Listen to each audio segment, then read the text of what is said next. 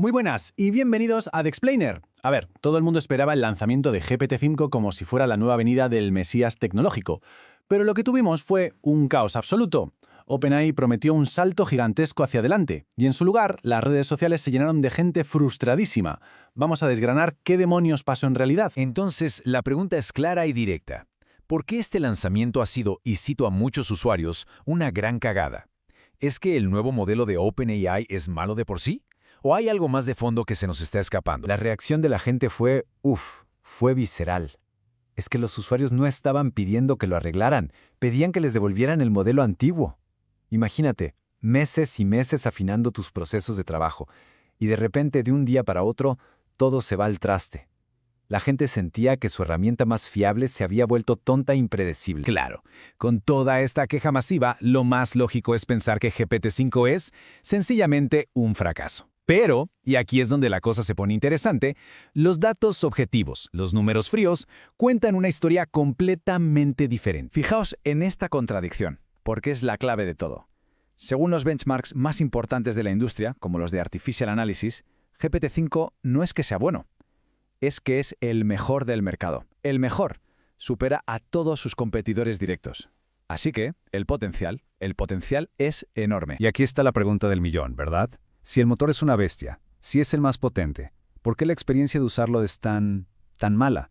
Pues la respuesta no está en la IA como tal, no está en el motor, sino en la pieza que decide qué parte del motor usar. Y el culpable de todo este lío tiene un nombre: el enrutador. Piensa en ello como una especie de recepcionista que tenía que decidir automáticamente a qué experto de IA enviaba tu pregunta. La idea era simplificarlo todo, pero vamos, la ejecución fue un auténtico desastre. El fallo era súper simple, pero increíblemente frustrante.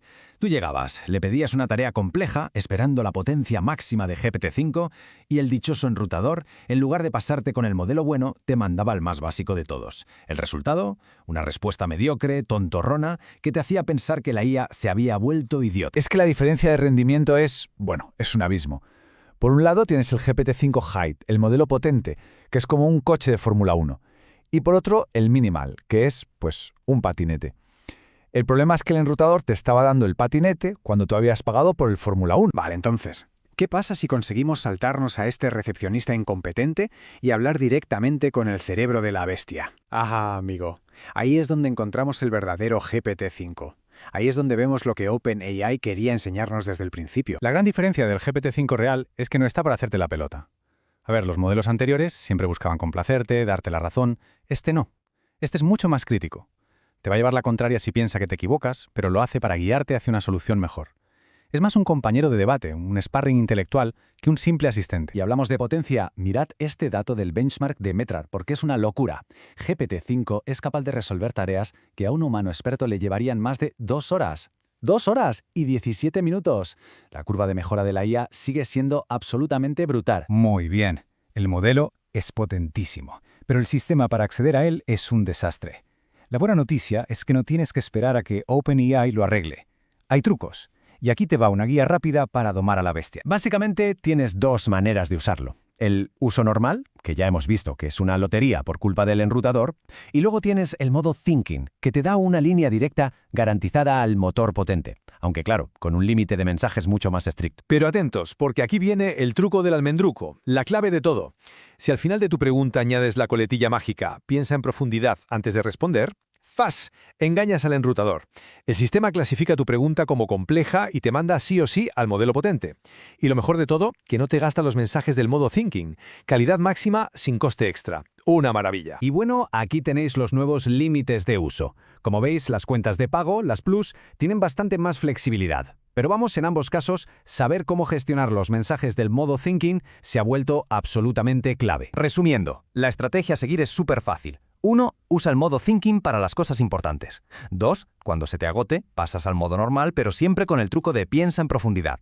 Y 3. Si solo necesitas un dato rápido y tonto, pues le das al botón de respuesta rápida y a otra cosa. Pero ojo, porque mientras todo el mundo estaba discutiendo sobre el dichoso enrutador, hubo dos noticias revolucionarias que pasaron casi de puntillas, y son probablemente lo más importante de todo este lanzamiento. Primero, el precio de la API. OpenAI ha reventado el mercado, ha cortado el coste a la mitad de lo que piden sus competidores. Y esto no es una rebajita, ¿eh? Esto es un movimiento de guerra total para dominar el mercado de desarrolladores. Y ahora, la segunda noticia, que para mí es la más gorda de todas, el verdadero game changer.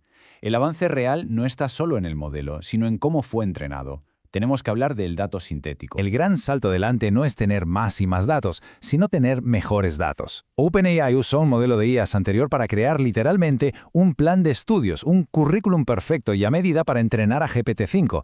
Le enseñó conceptos súper complejos de una forma optimizada que sería imposible de lograr solo con los datos caóticos de Internet. Lo que esto significa, y es tremendo, es que una generación de IA ahora le está dando clase a la siguiente. Como dijo el científico de OpenAI, Sebastian Bubeck, estamos viendo el comienzo de un ciclo de automejora recursiva. Para un segundo a pensar en esto. Es un cambio de paradigma total. La IA ya no es solo una alumna que aprende de los datos que le damos. Ahora, es también la maestra que crea el material de estudio perfecto para la siguiente generación de IA. La velocidad del progreso a partir de ahora podría volverse exponencial. Al final, el lanzamiento de GPT-5 fue un desastre de comunicación. Sí, pero uno que escondía una tecnología absolutamente revolucionaria. Y nos deja con una pregunta que da un poco de vértigo. Si la IA ya se entrena a sí misma, ¿qué es lo próximo? Y sobre todo, ¿cuánto vamos a tardar en verlo?